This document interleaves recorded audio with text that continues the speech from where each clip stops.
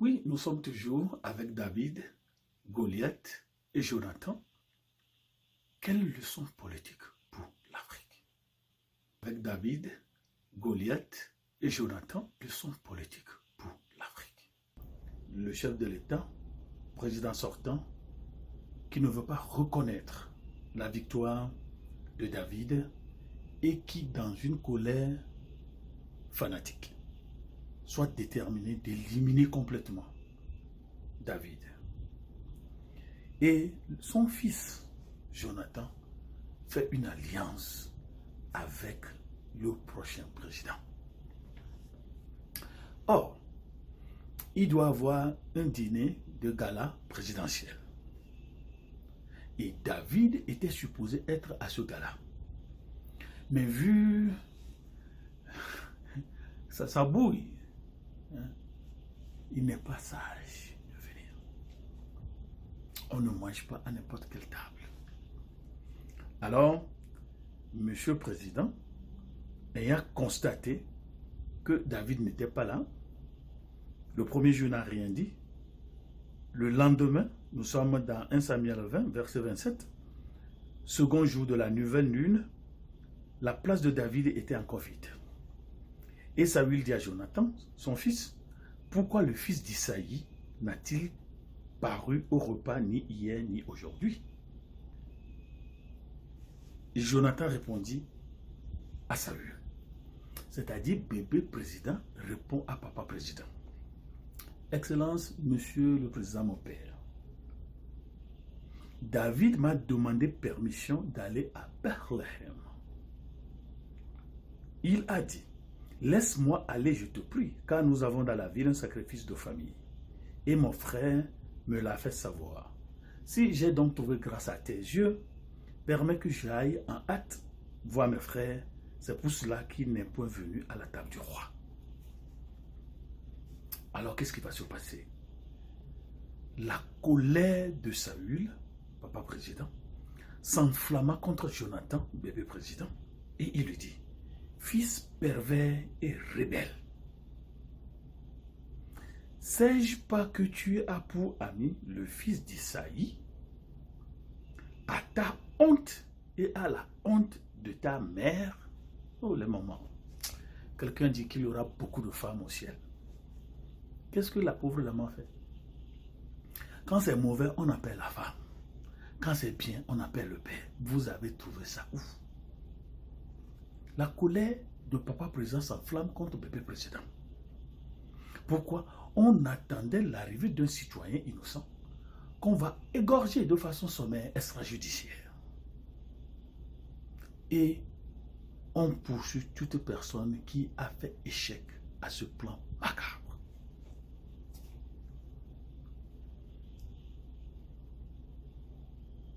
Jonathan répondit à son père.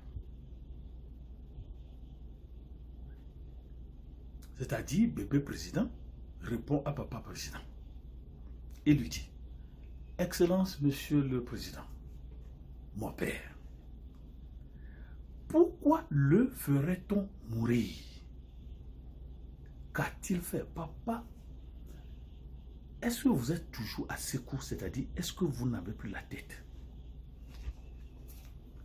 En plus, c'est comme ça vous êtes, papa président. Remerciez le bien, pas le mal. Qu'est-ce que David vous a réellement fait, papa président? Pourquoi voulez-vous le faire mourir? Et Saül dirigea sa lance contre lui pour le frapper. Voilà. Mais ici, comprenez bien, papa président pense qu'il est en train de sécuriser l'avenir présidentiel de son fils. Et le fils, lui, il ne veut pas une sécurité présidentielle. La présidence, ce n'est pas un travail. Ici, on parle de job security. Le papa lutte pour le fils. Et pour le papa, c'est comme le fils ne comprend pas. Tu ne sais pas ce que tu fais. Tu ne sais pas ce que tu dis. Tu es un enfant pervers. Tu as perdu la tête. Comme papa président aussi. Saül dirigea sa lance contre bébé président. Jonathan comprit que c'était chose résolue chez mon père que de faire mourir David. En pointant ta lance sur moi, papa président, je comprends alors que ce n'est pas un jeu politique qu'on faisait. Ce n'est pas une blague qu'on faisait. Vous voulez réellement la mort de David? Verset 34, 1 Samuel 20, il se leva de table dans une ardente colère et ne participa point au repas le second jour de la nouvelle lune, car il était affligé à cause de David, parce que son père l'avait outragé. Voilà. Je me suis amusé. Je me suis amusé.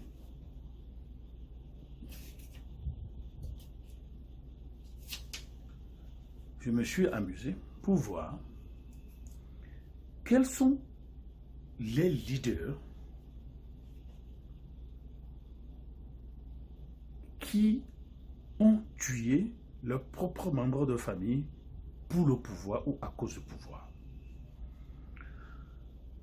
Selon Carly Silver, dans un document du 23 septembre 2021, Élisabeth, reine d'Angleterre, Élisabeth I, ou bien une reine d'Angleterre, tua sa sœur, demi-sœur, Marie, reine d'Écosse, et son deuxième cousin.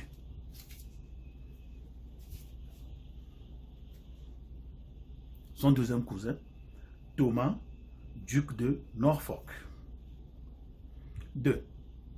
Hérode le Grand, le tétrarque, roi de Juda, tua sa femme Marie-Anne.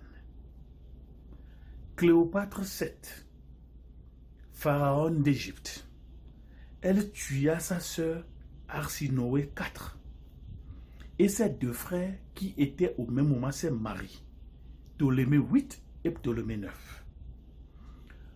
Henri VIII, roi d'Angleterre, tua son premier cousin, Édouard Stafford, qui est le duc de Birmingham,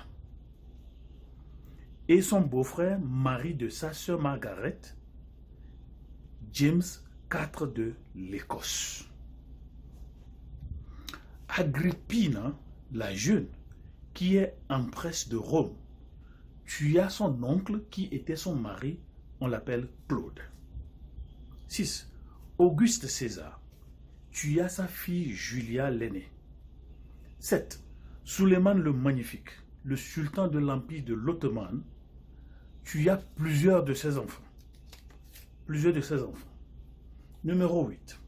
Édouard le IV, roi de l'Angleterre, tua son frère Georges, duc de Clarence. 9. James I, roi de l'Écosse. Il tue Marduk Stuart, duc d'Albanie, et il tue Walter Stuart, fils de Marduk. Numéro 10. John I Tzimiskès, empereur de la Byzantine. Il tua son oncle, le célèbre général, empereur Nicéphore II Phocès. Voilà des gens qui ont tué leurs membres de famille à cause du pouvoir et au nom du pouvoir. Et je me suis posé la question, en Afrique, est-ce qu'on a des chefs d'État, des rois, des empereurs qui ont tué leurs propres membres de famille? Je n'ai pas trouvé. Seulement, on me dit, entre crise et coup d'État, de Monrovia au Caire, en passant par Antananarive, de 1960 à 1990, 13 présidents ont été assassinés en 20 ans. Ça, c'est selon la Midi Madagascar du 13 juillet 2022.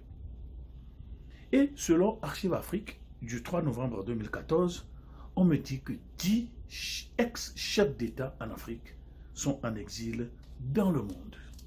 Voilà ce qui se passe au nom du pouvoir. Tuer ses membres de famille à cause du pouvoir. C'est vrai que le pouvoir corrompt et le pouvoir absolu corrompt absolument. Dieu ait pitié de nos nations. Au revoir.